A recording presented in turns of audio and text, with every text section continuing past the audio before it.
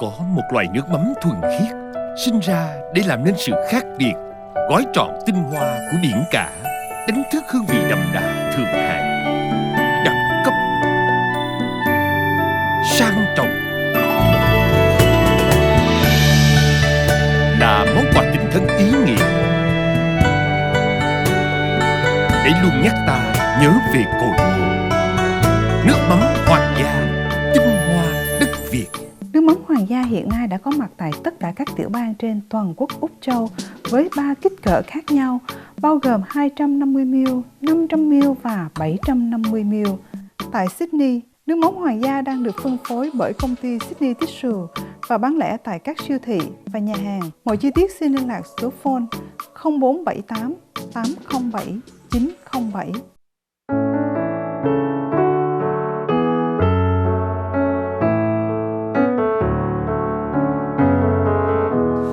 Nguyên Khai xin kính chào quý khán giả của Viet TV Australia và chào mừng quý vị đến với chương trình Cà phê thứ Bảy. Thì hôm nay là một cái vinh dự cho Khang cũng như là đội ngũ của VTA, Viet TV Australia, bởi vì anh Jason Clare là Bộ trưởng Giáo dục Úc cũng đã dành cho VTA một buổi phỏng vấn về một cái vấn đề mà đang rất là dư luận đang rất là quan tâm, đó là bắt đầu từ năm 2025 thì chính phủ sẽ giới hạn cái số lượng sinh viên quốc tế vào Úc xuống chỉ còn 270.000. Thì hôm nay vì sao một con số này nó tròn là 270.000 và cái tác động của nó ra sao thì Khang xin mời quý vị theo dõi cái buổi trò chuyện giữa Khang và anh Jason Clare. Good morning, Minister Jason Clare. How are you? I'm good. Thanks very much for having me on. It's been quite a long time. It's been a little while. Yeah, too long. A really busy time getting towards Christmas and the end of the year. And the coming election as well. Yeah, elections next year as well. Wow. So lots happening. Lots happening in education. I'm trying to make sure that we increase funding for our schools, improve childcare and early education, but also make sure that more young people from our local community get a chance to go to university too. I still remember our last talk is about the government support for the student who's in the region, in the regional, right? Yeah, that's right. Well, whether it's in the regions or in the bush, or whether it's in the outer suburbs of big cities like Sydney, so Cabramatta, where I'm from, fewer people get a chance to go to university. But university is really important. We want more people to finish school and go to university. Absolutely. So some of the changes I'm making, like cutting the cost of student debt, HECS, are going to really help people in our community that have got to university already. But we also want to help more people from our community to get a chance to go to university in the first place. Okay. Oh, good. Thank you for that. And recently, the media is too much focus about the Policy that from 2025 next year, the government will cap the number of international students to Australia to 170,000. So why is that number? So that's 270,000 students who will start a course next year. Yes. It doesn't include the students who are already here. But international students are really important. International education is really important for Australia. Yes. When students come to Australia, it makes us money for our country, but it also makes us friends. Because when people come to Australia to study and they fall in love with Australia, when they go home, I agree. They take back their love for Australia with them, and that's really, really important. What we want to do though is make sure that we are returning migration levels to the levels they were before COVID. Before the pandemic. Oh, right. So when COVID hit, the borders were shut and students were basically told to go home. So the numbers dropped a lot. And when the borders opened, students came back in big numbers. And so did some criminals, some bad people who are trying to exploit the students. So we're making some changes to protect students from being exploited by people. But also we want to make sure that we get migration back to the level it was before COVID. And that's why we're setting these levels at 270,000. Okay, so this number is based on the pre-COVID. That's right. It's all about helping to get back to where we were before the pandemic. I agree with that because it seems that some education providers exploit the ease of immigration policy and international visa to let more people come, not just for study, but for working as well. Yeah, there has been a bit of that, where people Yep. have come here and got exploited, Yep. or people have come here not to study, Yep. but to get a job. And Yep. we want people to come here and get an education Yep. and use those skills both here in Australia and when they go back home. Okay. And so the legislation in the Parliament is about making sure that that doesn't happen. Yeah. And that's, I think, in the interests of the students as well as the universities. Okay. Nguyên Khang vừa có cái buổi trò chuyện, có một cái đoạn trò chuyện với lại anh Jason Clare là Bộ trưởng Du lịch Úc về cái vấn đề mà sang năm thì chính phủ sẽ giới hạn số lượng sinh viên xuống còn 270.000. Thì đúng là cái vấn đề này nó cũng gây một cái tác động rất là lớn đối với cộng đồng người Việt chúng ta, cũng như là cộng đồng các cái quốc gia lân cận, mà những quốc gia mà có cái lượng sinh viên quốc tế đến Úc du học. Thì Khang có hỏi anh là vì sao cái con số nó là 270.000. Thì anh Jason Clare có cho biết á, là con số này là chính phủ cũng đã tham khảo nhiều và dựa vào cái số lượng thực tế trước khi Covid là cái số lượng sinh viên quốc tế đến Úc khoảng chừng này thôi. Đây, sau Covid thì mọi người cũng chính phủ cũng là nới rộng cái chính sách di dân, nới rộng cái chính sách cho sinh viên quốc tế, thì có rất nhiều quốc gia cũng đã gửi sinh viên quốc tế vào đây. Tuy nhiên thì cái vấn đề này nó cũng đã bị lợi dụng ở một số điểm, là bởi vì có rất nhiều sinh viên đến đây họ không phải học, họ để đi làm, thì cho nên là chính phủ cũng đã cân nhắc rất là kỹ, cân nhắc giữa cái vấn đề về di trú nè, các vấn đề về nhu cầu và cũng đáp ứng được của cái năng lực của các trường đại học Úc đó, cho nên là chính phủ mới áp dụng con số đó. Và con số này chắc chắn là nó cũng đã có một cái sự tư vấn rất là kỹ, và anh cũng hy vọng là con số này nó đáp ứng được cái thực tế, cái nhu cầu mà những người đến Úc để học, chứ không phải là để thực hiện những cái mục đích khác. So, and what the impact to the universities? So for universities, it means the total number of students enrolling next year, international students enrolling next year, will be roughly the same as it was last year. For some universities, it'll be a bit less, and some it will be a bit more. So for some universities, they had a big jump in students this year because of some of the changes that have been made by the government, and they'll have a little bit less next year. But then there are other universities that are in the outer suburbs and the regions that will get more next year than last year. So, I'm sorry, that means the government will give each university a quota? Yes, that's right. Yes, I'm sorry. Yeah, so that's the best way to describe it. Each university will get a number of the total number of students that they can enroll next year. Khang có hỏi anh về cái con số này, cái phân bổ như thế nào, thì anh có nói là có một số trường thì tăng, có một số trường thì giảm. Tuy nhiên thì chính phủ cũng đã dựa trên con số thống kê là sẽ có cái định mức cho từng trường học, cho từng trường đại học, họ sẽ được phép tuyển sinh bao nhiêu cái sinh viên quốc tế đó thôi. And what about the English teaching and vocational training? Yeah, so we'll set quotas or levels for vocational training as well, because, as you know, students come to Australia to do both university degrees and vocational training. So different caps or quotas for every institution, including English language training as well. Okay. Thì anh cũng nói là ngoài cái việc mà phân bổ cái số lượng cho từng trường đại học đó, thì chính phủ cũng sẽ phân bổ cho từng cái cơ sở dạy nghề và dạy tiếng Anh nữa. Đấy, thì cái việc này chính phủ làm trong cái như là trong cái hoàn cảnh đó là rất là thận trọng và có tính toán rất là kỹ. And what the current number of students allowed to be in Australia this year? Then? Well, there's no formal cap at the moment. There is what you might call a de facto cap system. The Department of Home Affairs has set up a system called Ministerial Direction 107 that sets risk ratings for individual visa applications. And that's been going now for almost a year. And that's created an artificial cap where some universities have got more students and some universities have got less.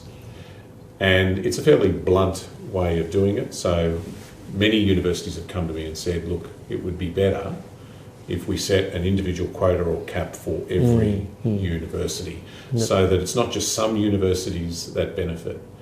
And it's also been, the point's been made to me that the way the system works at the moment, it means that there are fewer students coming from different countries around the world. Yeah. So the way the cap is working at the moment, it means some countries benefit a lot and other countries don't. So by making the changes that we're hoping to make with the legislation in the Parliament, we think that we can assist more people from more countries to get a chance to come to Australia and study. Yeah, but roughly what the number of the international students in 2024?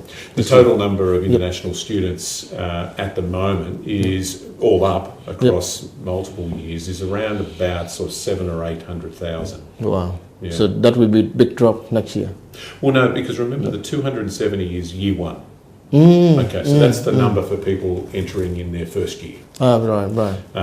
The 270 next year is a drop of 50,000 on the total number of enrolments last year. Right. So we are bringing the total number back to pre-pandemic levels. Yep. But that number is about people enrolling next year. It's not the total number that might be in year 2, year 3 or year 4 or in postgraduate study. Yep. So you mean the total like 700,000 or 800,000 that all year students? That's right. That's right. Yeah. Right. Make it even clearer. Yeah, that's right. I hope that makes sense. Yeah, okay. Khang có hỏi anh về cái số lượng sinh viên quốc tế hiện nay của Úc, và hiện nay là chính phủ Úc có áp dụng cái chính sách mà giới hạn nào không, thì anh nói là hiện nay thì không. Cái việc này nó dựa trên cái sự đánh giá về rủi ro và các yếu tố khác mà do Bộ Di trú người ta đưa ra. Tuy nhiên thì cái con số chính xác thì chính phủ không có giới hạn, và hiện nay cái số lượng sinh viên tại Úc cũng đã lên đến khoảng từ 7 đến 800 ngàn. Thì nếu mà so với con số 270.000 đó thì ban đầu Khang cũng lầm tưởng là con số 270.000 đây là chỉ là con số giảm rõ rệt so với con số 700-800.000, thì anh nói không phải. Bởi vì so với con số cái số lượng sinh viên quốc tế mà đăng ký năm học đầu tiên đó thì năm nay cũng chỉ khoảng 300.000 thôi, hay là khoảng 320.000 thôi. Thì nếu mà năm sau áp dụng con số 270.000 cho cái số lượng sinh viên mà lần đầu tiên đến Úc học đó, thì cái số giảm nó chỉ khoảng 50.000. Thì 50.000 này thì đó là con số hợp lý, là bởi vì chính phủ đang nỗ lực là giới hạn là những người đến Úc không phải để học mà là đến Úc để làm những mục đích khác, cho nên là cái số mà 270.000 sinh viên thì chính phủ cũng dựa vào đây là con số mà những sinh viên có nhu cầu thực sự đến Úc để học. Yeah, thank you for letting me know. No, it can be confusing. Yeah, absolutely. You said it's compared to last year or this year, so next year to this year, about 50,000 drop. That 50,000 drop may be reduced in the money that the international students bring into Australia, about 4 or 5 billion. Do you think? We've modelled this with Treasury, and that's factored into the budget. Yep. But we recognise that international education is very important to Australia. As I said, it brings us money and also makes us friends. But we also need to make sure that we're getting those migration levels back to what they were before the pandemic. And the way in which we've set the caps, it means that the numbers for university next year will be roughly the same as last year. The bigger drop will be in the vocational education courses. Okay. Yeah. Thì Khang cũng hỏi anh là nếu mà cái số lượng sinh viên theo như anh nói đó là giảm khoảng chừng 40 tới 50 ngàn sinh viên á, thì có thể là nó giảm cái GDP của Úc, cái số mà tiền mà Úc thu nhập do cái nguồn lợi do sinh viên quốc tế mang lại khoảng từ 4-5 tỷ đô. Thì anh nói thì đúng là nó có giảm, nhưng mà chính phủ cũng phải cân nhắc lại về các vấn đề về di trú nè, các vấn đề về coi như là về lực lượng lao động đó, là bởi vì ngoài cái giá trị, cái số tiền mà sinh viên quốc tế mang đến đây, sinh viên quốc tế chính phủ cũng hiểu được cái vai trò của sinh viên quốc tế, đây là cái lực lượng lao động trong tương lai, mà cũng mang lại nhiều cái nguồn lợi, là bởi vì sau khi họ học hành, họ cũng có thể định cư ở đây để bổ sung vào lực lượng lao động. Họ cũng có thể là có bạn bè để mà mời đến đây, gia đình mời đến đây để mà tăng lên cái giá trị về du lịch nữa. Nhưng mà chính phủ cũng phải cân nhắc, nó có thể nó có giảm đi cái nguồn lợi của chính phủ, nhưng mà chính phủ cũng sẽ cân nhắc rất là kỹ, là bởi vì các vấn đề về di trú cũng đang là vấn đề nhức nhối của xã hội Úc. Và anh cũng cho biết thêm nữa là cái số giảm nó nằm chủ yếu ở cái nhóm mà qua đây để học nghề hơn là cái nhóm đại học.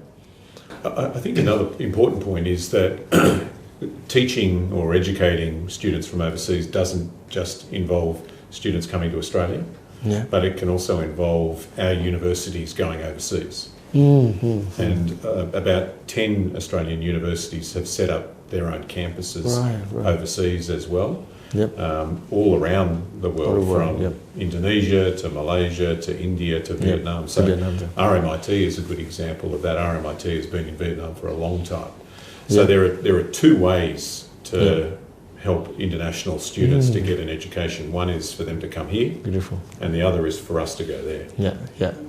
I used to be academic lecturer for RMIT in Vietnam. Oh, okay, so you know it very, very well. Yeah. And I think Western Sydney University are involved in Vietnam as well. In Vietnam a lot. Thì có một cái ý rất là hay nữa là anh nói là cái việc mà chính phủ cũng nhận thức được cái tầm quan trọng của sinh viên quốc tế và cái sự ảnh hưởng của giáo dục Úc đến khu vực. Thì anh cũng nói là cái việc mà đào tạo sinh viên quốc tế nó không chỉ là một chiều, đó là sinh viên quốc tế đến Úc để học, mà các trường đại học Úc cũng rất là năng động trong cái việc này. Có là các trường cũng đã mở rất nhiều cái cơ sở giáo dục tại các quốc gia kia, và đây cũng là một cái hình thức xuất khẩu giáo dục. Và anh cũng dẫn chứng một vài cái ví dụ như là các cái trường đại học lớn của Úc như là RMIT hoặc là Western Sydney cũng đã mở các trường ở Việt Nam và một số quốc gia khác. Thì Khang cũng nhắc lại với anh là đó là đúng. Khang thấy cái vấn đề này, và Khang cũng đã từng là giảng viên của trường đại học RMIT tại Việt Nam. That's a good point. We not only bring international students coming here to study here, but we export our education value to other countries. That's important because not everyone can afford to come to Australia. You know, the cost of the airfare, the cost of accommodation, the cost of living here. So universities setting up overseas is an important part of international education. Thì anh cũng nói là bởi vì chính phủ cũng nhận biết được là cái vật giá nó cũng khó khăn cho rất nhiều gia đình mà muốn đến Úc để học, tuy nhiên họ không có đủ cái khả năng về tài chính. Thì cái việc mà mở rộng các cái cơ sở giáo dục của các trường đại học Úc đến các quốc gia này cũng là một cách để mà làm giảm cái chi phí, nhằm tiết kiệm chi phí cho những cái sinh viên mà muốn đến Úc, muốn học hoặc là muốn theo học các trường đại học Úc, nhưng mà với cái giá thấp hơn, với cái chi phí thấp hơn, để mà cho nó phù hợp với điều kiện kinh tế của gia đình. Thì đây cũng là một cách rất là hay. That's a very good point. We will talk about the quota for each university. I heard that the group 8, the most influenced universities in Australia, the top 8 universities, complained that they will receive a lower quota than the regional university. So why? Well, the group of 8 universities, by and large, had the biggest growth in student numbers this year because of the changes that were made, this ministerial direction 107, and the regional universities got the biggest drop. And so the formula for the caps is based on the number of students you have and the concentration of the number of students, and helps to address what's happened this year with ministerial direction 107. So some group of 8 universities have seen a drop back down to where they were last year or a bit lower, and other universities, either in our regions or in the outer suburbs, have got more. It's about making sure that it's not just some universities that benefit and that help to educate international students, but all our universities get a chance to participate and support international education. That, I think, also help the government to deal with the housing problems, because more students will come to the region rather than just staying in... That is part of it, and as we set caps for future years, we want to create incentives for universities to build more student accommodation, both for Australian students and international students, because we don't have enough housing in Australia. We need to build more housing, and the government is committed to building a lot more housing. But we can also get universities to help us, and so we'll provide incentives to universities. They can enrol more international students if they build more student housing. Thì Khang có cái vấn đề tiếp theo Khang có hỏi anh đó là cái nhóm 8 trường đại học mà hàng đầu của Úc á, họ than phiền với chính phủ là con số mà đưa cho họ nó thấp hơn so với kỳ vọng của họ. Thì anh cũng nói là con số này thực ra là cũng không có thấp nhiều, là bởi vì nhóm các trường này là họ kỳ vọng họ sẽ được tuyển sinh tăng cao hơn. Tuy nhiên thì những con số này nó cũng phải cân đối lại. Thứ nhất là cái sự cân bằng giữa các vùng miền, các cái trường đại học ở các cái vùng nông thôn. Thứ nhất, thứ hai nữa đó là các cái vấn đề về chỗ ở và các cái vấn đề mà chính phủ cũng phải cân đối là trong quá khứ đó là những cái con số mà chính phủ đưa ra là nó đều có công thức hết, và những công thức này nó dựa trên những cái thống kê trước Covid đó.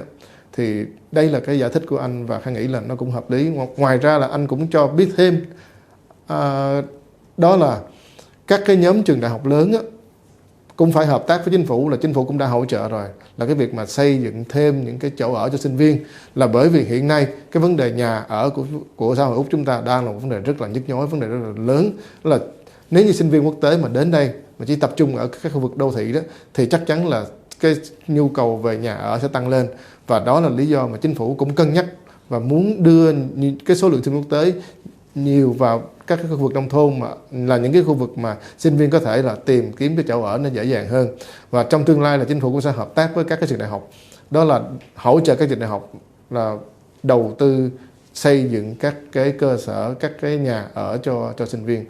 Và đây cũng chính là cái chính sách mà chính phủ cũng đang nhắm tới, là nhằm giảm bớt cái áp lực về nhà ở cho người dân Úc. Well, I think maybe just the last point to make, because we spoke a lot today about international education, and it's really important. But it's important also, as we're wrapping up, to remember that the number one job of universities is to educate Australian students. Yes. And as I said at the start, education has changed my life. It's changed our community's life. But there's still not enough young people in our community in Cabramatta, Fairfield, Bankstown, Western Sydney that get a chance to go to university. Yes. When I was a little kid, the kids in my classroom, who a lot of children who were refugees from Vietnam, they're now doctors and lawyers and pharmacists and business people. Their education changed their life. Yes. But there's still a lot of young people in our community who haven't had their chance or had that chance. I agree. And so my number one priority is to change the system to make it fairer and better, so that more people from poorer backgrounds, more people from our community can get a chance to go to university too.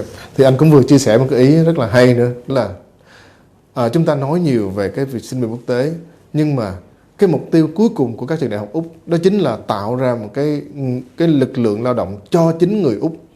Đấy, và chính phủ cũng phải cân nhắc để cân bằng các lợi ích lại. Thì anh cũng cho biết là hiện nay chính phủ cũng đang nỗ lực là làm sao để cho người Úc của chúng ta có nhiều người đến trường đại học hơn, có nhiều người có cơ hội đến trường đại học hơn. Và anh cũng dẫn chứng luôn đó, chính từ câu chuyện của anh lớn lên từ cái vùng là từ Cabramatta, là những cái vùng mà rất nhiều sinh viên chưa có điều kiện đến trường đại học. Thì anh cũng muốn là cái tập trung ưu tiên của chính phủ đó là tạo điều kiện và tạo cơ hội hết mức cho tất cả những cái người dân Úc của chúng ta có điều kiện đến trường và có điều kiện để học, để có thể trở thành những cái nhân tài trong tương lai, những kỹ sư, những bác sĩ. Và đây chính là những cái ưu tiên hàng đầu của chính phủ Úc. Cho nên là chúng ta cũng phải cân đối lại giữa cái quyền lợi của các sinh viên quốc tế và các sinh viên bản địa nữa. Thì đây chính là cái công việc chính và cái ưu tiên hàng đầu của chính phủ hiện nay. We just focus on the international students, but sometimes we forget about our local students. Yeah, and we can't forget. Because it's so important. I agree.